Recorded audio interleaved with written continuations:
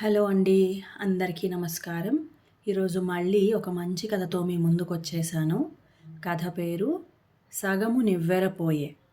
ఈ కథను రచించిన వారు చాగంటి ప్రసాద్ గారు. ఇంకా కథ మొదలుపెట్టేస్తున్నానండి. లేచి బ్రష్ చేసుకోండి, కాఫీ తాగుదురు గాని అంటూ మెల్లగా తట్టి లేపింది పార్వతి. జాగ్రత్తగా పక్కమీంచి లేచాను. అప్పటికే బాత్రూంలో పేస్ట్ వేసిన బ్రష్, కూర్చోడానికి స్టూలు, బకెట్లో వేడినీళ్లు సిద్ధం చేసి ఉంచింది పార్వతి. నా పనులన్నీ చేసుకుని హాల్లో సోఫాలో కూర్చున్నా. పవిటి చెంగుతో వేడి కాఫీ గ్లాస్ని టీపాయ్ మీద పెట్టి దాన్ని నాకు దగ్గరగా జరిపింది. కాఫీ నెమ్మదిగా తాగుతూ షూస్ పాలిష్ చేసుకుంటున్న నా చిన్న కొడుకు శ్రీకర్ని చూశాను. హాయ్ డాడ్, గుడ్ మార్నింగ్ అంటూ పలకరించాడు వాడు. ఏరా, పరీక్షలెప్పటినుంచి? న్యూస్ పేపర్ తీసుకుంటూ అడిగాను. ఏప్రిల్లో ఉండొచ్చు డాడీ. 10వ తరగతి చదువుతున్నవాడు పళ్ళన్నీ బయటపెట్టి నవ్వుతూ అన్నాడు. నేను హాస్పిటల్లో ఉన్నప్పుడు ఇంట్లో ఒక్కడే ఉండి ఎటువంటి బెంగా భయము లేకుండా బుద్ధిగా చదువుకున్నాడు. ఇంజనీరింగ్ చదువుతున్న పెద్ద కొడుకు కిరణ్ అలికిడి లేదు. కాలేజీకి వెళ్ళినట్లున్నాడు. ఆ రోజు నాకు గుండెల్లో నొప్పి వచ్చినప్పుడు సమయానికి అంబులెన్స్ రాకపోతే కిరణ్ నన్ను కారులో తీసుకెళ్ళి హాస్పిటల్లో జాయిన్ చేశాడు. నేను కారు కొన్న కొత్తలో వాడు డ్రైవింగ్ నేర్చుకుంటానంటే ఇప్పుడే వద్దు అని వారించాను. ఎదిగిన పిల్లాడు కార్ డ్రైవింగ్ నేర్చుకుంటే మంచిది అన్న పార్వతి చొరవతో వాడు డ్రైవింగ్ నేర్చుకోబట్టి నేను బతికి బట్టగట్టాను. మీ పిల్లలు ఆనిముత్యాలని బంధువర్గం పొగుడుతుంటే నాకు గర్వంగా ఉంటుంది కానీ వాళ్ళిద్దరి పెంపకంలో పార్వతిదే మొదటి స్థానం. నా పిల్లలని చెప్పుకోకూడదు కానీ వాళ్ళు చాలా క్రమశిక్షణతో బాధ్యతగా ఉంటారు. బై డాడ్ పుస్తకాల బ్యాగ్ భుజాన వేసుకుని స్కూల్కి బయలుదేరాడు శ్రీకర్. చెమట పట్టిన ముఖాన్ని చెంగుతో తుడుచుకుంటూ ఓ బౌల్లో ఓట్స్ తెచ్చి నా ముందు పెట్టిన పార్వతిని చూశాను. ముఖం పైన చెదిరిన కుంకుమరేఖ 2 తెల్ల కలువల మధ్య కమిలిపోయిన ఎర్ర తామరలా ఉంది. మనిషి బాగా చిక్కి వడిలిన మందార మొగ్గలా ఉంది. కుక్కర్ కూత వినబడగానే మళ్ళీ వంటింట్లోకి వడివడిగా నడిచింది. ఓట్స్ నెమ్మదిగా చెంచాతో తింటున్నాను. నెల రోజుల క్రితం జరిగిన సంఘటనతో పాటు నాలో కలిగిన సందేహాల సముద్రపు కెరటం మళ్ళీ ముంచెత్తడం మొదలై మనసు వ్యాకులతకు లోనయ్యింది. ఆ రోజు ఆఫీస్ నుంచి ఇంటికి బయలుదేరాను.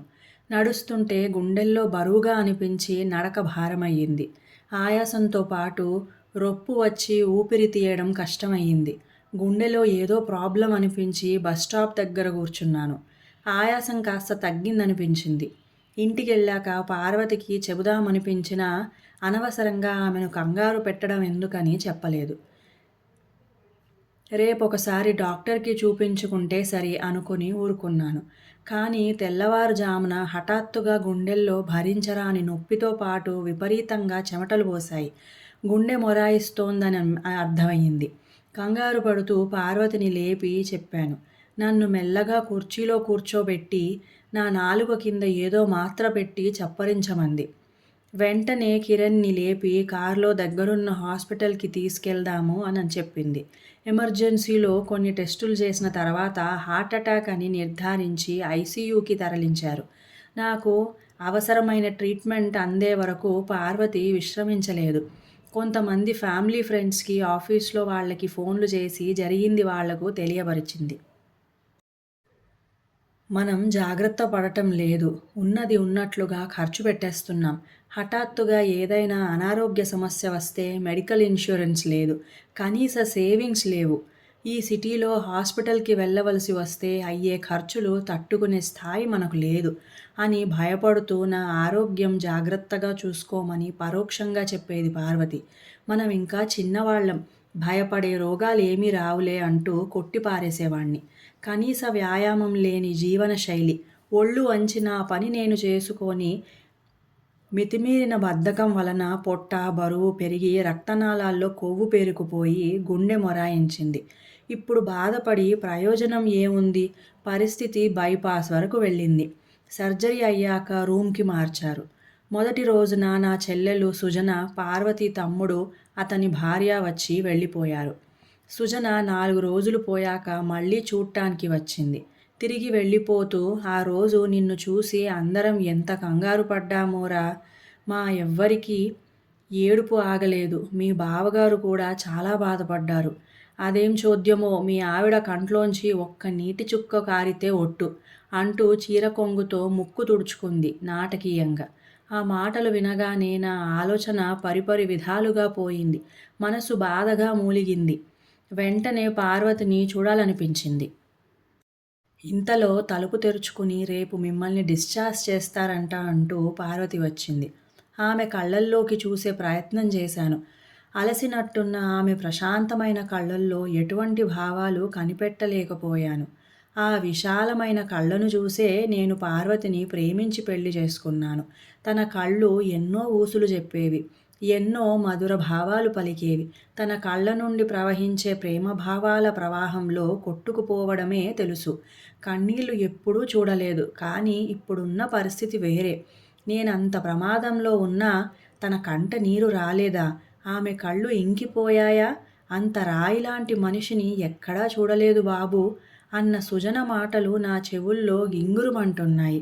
ఎన్నెన్నో సందేహాల మబ్బులు మనస్సులో కమ్ముకున్నాయి. ఇంతలో నాకు ఆపరేషన్ చేసిన డాక్టర్ వచ్చి చెక్ చేసి, "అంతా బావుంది శశాంక్ గారు. నెల రోజులు రెస్ట్ రాశాను. మీ ఆఫీస్లో సబ్మిట్ చేయించుకోండి" అన్నాడు. డైటీషియన్ చేత నాకు ఎటువంటి డైట్ పెట్టాలో పార్వతికి చెప్పించాడు. ఇంతలో నర్సు వచ్చి టాబ్లెట్స్ మింగించింది. సందేహాలతో అలసిపోయిన మనస్సు నిద్రలోకి జారుకుంది. కిరణ్, పార్వతి ఏం పాట్లు పడ్డారో నాకు తెలియనీయకుండా డిశ్చార్జ్ బిల్లు చెల్లించి మర్నాడింటికి తీసుకొచ్చారు. వాళ్ళు హాస్పిటల్ బిల్ ఎలా చెల్లించారో అని నేను అడగలేకపోయాను. కారణం, హాస్పిటల్లో జాయిన్ అయ్యే సమయంలో ఒక్క రూపాయి కూడా నా జేబులో లేదు. మరి పార్వతి బిల్లెలా కట్టిందో? మా చెల్లి ఇచ్చిందా లేక బావమరిదిచ్చాడా? ఎవరిచ్చినా మళ్ళీ తీర్చాలిగా. వాళ్ళు కూడా చిన్న జీతగాళ్లే. పీఎఫ్ లోన్ పెట్టి ఆ అప్పు తీర్చాలి. ఆలోచిస్తుంటే బుర్ర వేడెక్కిపోతోంది. నిస్సత్తువగా మంచం మీద వాలిపోయాను. భోజనం చేయండి అంటూ పార్వతి దగ్గరకు వచ్చి ప్లేట్లో 2 పుల్కాలు, బీరకాయ చప్పిడి కూర పెట్టింది. అనాసక్తిగా నములుతూ తన కళ్ళల్లోకి మళ్ళీ నా సందేహాల శరాలు సంధించాను. బాధ, బెంగ, విచారము ఏదైనా కనపడుతుందేమోనని చూశాను. నిర్మలంగా ఉన్నాయి తన కళ్ళు. భావాతీతమైనది ఏదో తనలో కనిపిస్తోంది. తెలుసున్న వాళ్ళకెవరికైనా కష్టం వస్తే తనకే ఆ కష్టం వచ్చినట్లు ఎంతో బాధపడేది. తనకు తోచిన సలహా చెప్పడం, అవసరమైతే ఫోన్ చేసి సాయం ఏదైనా కావాలా అని అడిగి మరీ సహాయం చేసే మంచి మనస్సు తన సొంతం గదా. మరి నా విషయంలో ఏమిటి? యంత్రంలా పనిచేసుకుపోతోంది. స్పందన కనబడటం లేదు. నా మీద ప్రేమ తగ్గిపోయిందా? అలా అనుకోగానే గుండె బరువెక్కిపోయింది. ఇంతలో పుస్తకాల బ్యాగ్ మోసుకుంటూ వచ్చి దాన్ని సోఫాలో పడేసి షూస్ విప్పుతూ, "రేపు స్కూల్కి పేరెంట్స్ని తీసుకురమ్మన్నారు డాడీ. స్కూల్ టాపర్స్ పేరెంట్స్ ఒక్కళ్ళనే ఇన్వైట్ చేశారు" అన్నాడు శ్రీకర్. "మేమెందుకురా" విసుక్కున్నా. "ఏమో మరి" తెలియదన్నట్టుగా చేతులూపి బాత్రూంలో దూరాడు. "ఏదైనా ఇంపార్టెంట్ అవ్వొచ్చు. మీరు రాలేరు. నేను వెళ్తాను" అని చెప్పి తన పనిలో పడిపోయింది పార్వతి. తెల్లవారుజాము 5 గంటలు కావస్తోంది. వంటింటి సామాను చప్పుళ్లకు లేచాను. తలారా స్నానం చేసిన పార్వతి వంటగదిలో కనబడింది. నా చూపు దేవుడి గది వైపుకు మళ్ళింది. మందిరంలో దీపం వెలిగించినట్లుంది. దీపపు కాంతి పరావర్తనం తన పసుపుపచ్చ మేనిపై ప్రతిఫలిస్తోంది. దేవదేవుడు చిరునవ్వులు నవ్వుతున్నట్లుగా కనిపించాడు. పార్వతి పెద్దగా పూజలు చేయదు కానీ క్రమం తప్పకుండా పూలతో దేవుణ్ణి అలంకరించి దీపం పెట్టి తన పనిలో నిమగ్నమవుతుంది. మన బాధ్యతలు సక్రమంగా నిర్వర్తిస్తూ మనస్ఫూర్తిగా భగవంతుణ్ణి ఒక్కసారి తలుచుకుంటే చాలు, అంతా ఆయనే చూసుకుంటాడు అంటుంది. చూపు పార్వతి మీదకు మళ్లించాను. కట్టుకున్న పసుపు కాటన్ చీరలో మంచులో తడిసిన సింహాచలం సంపెంగలా ఉంది. నుదుటి మధ్య ఉదయారుణ బింబంలా కుంకుమ మెరుస్తోంది. శ్రీకర్ స్కూల్ ప్రోగ్రాంకి వెళ్ళాలని కాబోలు. హడావుడి పడుతూ నా కోసం, పెద్దాడి కోసం టిఫిను, భోజనము సిద్ధం చేస్తున్నట్లుంది. లేచారా? బ్రష్ చేసుకోండి, కాఫీ తాగుదురు గాని అంటూ వంటింట్లోంచి బయటకొచ్చి చెప్పి మళ్ళీ లోపలికి వెళ్ళిపోయింది. కాఫీ తాగుతుండగా వచ్చి మీకు టిఫిన్ చేసి బల్ల మీద పెట్టాను. పక్కనే టాబ్లెట్స్ కూడా పెట్టాను. మర్చిపోకండి వేసుకోవడము. స్కూల్ ప్రోగ్రాం అవగానే వచ్చేస్తా అంటూ జాగ్రత్తలు చెప్పి స్కూల్కి వెళ్ళిపోయింది. మళ్ళీ ఆలోచనల జడివాన మొదలయ్యింది. తింటున్న టిఫిన్ నోటికి రుచిగా అనిపించలేదు. వచ్చిన వాళ్లతో తీవ్రంగా వచ్చిన గుండె నొప్పిని వెనువెంటనే హాస్పిటల్కి తీసుకువచ్చిన సంఘటనను వర్ణించి చెప్పిందిట గాని నేను ఏమైపోతానో అనే బాధ తన కళ్ళల్లో కనబడలేదుట. ఎందుకలా? ప్రేమించి పెళ్లి చేసుకునే ముందు చేసిన వాగ్దానాలు నిలబెట్టుకోలేదన్న అసంతృప్త. ప్రతి ఆదివారం బయటకు తిప్పుతానన్నాను. కానీ నా ఫ్రెండ్స్తోనే జల్సాలు చేసుకున్నాను తప్ప ఏ ఒక్క ఆదివారమో మాట నిలబెట్టుకోలేదు.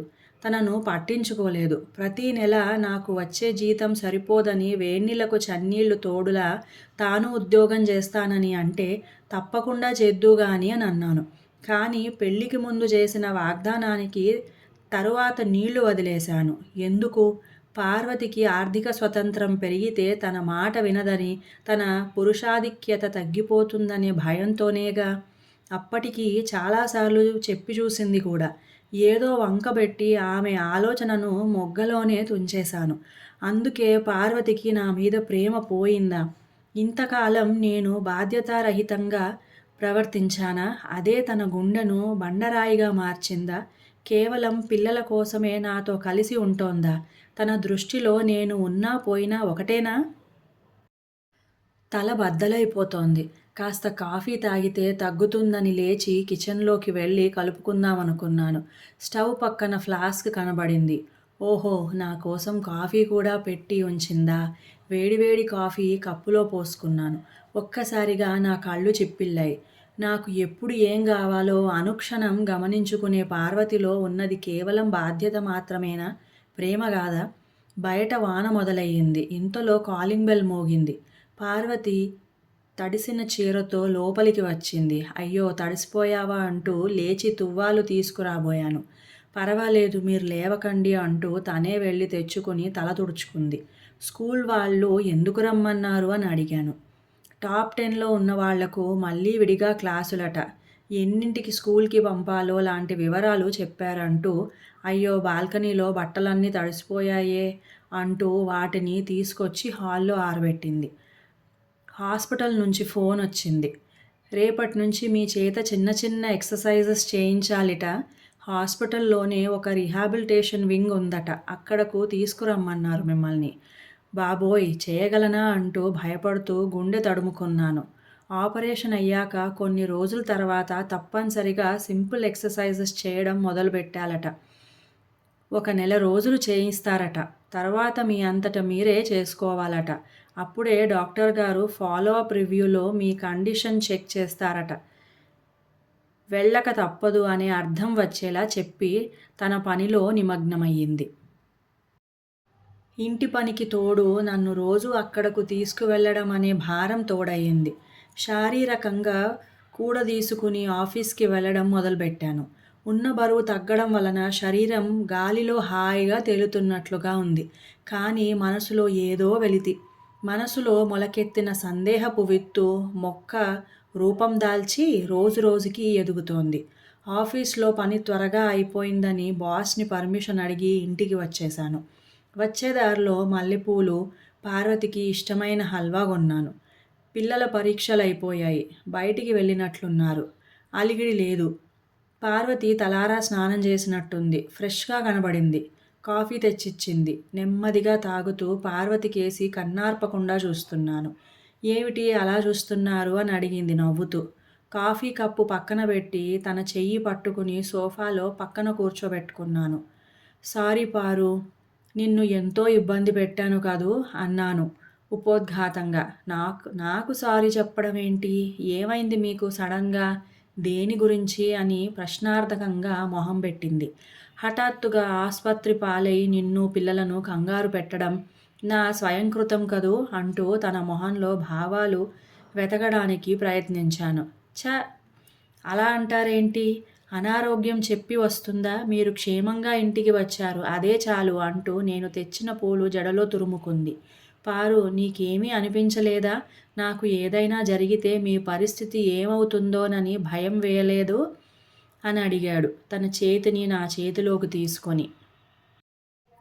ఎందుకు వేయలేదు? మీరు గుండె నొప్పి అన్న వెంటనే నా గుండె జారిపోయింది. అంతలో ఎప్పుడో మా మావయ్య సార్బిట్రేట్ మాత్రలు ఇంట్లో ఉండటం మంచిదని, గుండెపోటు వస్తే అవి నాలుక కింద పెట్టుకుంటే హాస్పిటల్కు తీసుకువెళ్ళడానికి కాస్త టైము దొరుకుతుందని చెబితే ఆ మాత్రలు కొని ఇంట్లో పెట్టిన విషయం గుర్తొచ్చింది. వెంటనే అవి మీకు ఇవ్వడం వలన కాస్త టైము దొరికింది.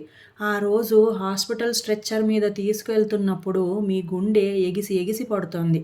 ఊపిరి తీసుకోలేకపోతున్నారు. మీకు వచ్చినది సివియర్ హార్ట్అటాక్ అని దగ్గర వాళ్ళందరికీ తెలియజేయమని డాక్టర్స్ చెప్పడంతో లోకం గిర్రున తిరిగినట్లయింది నాకు.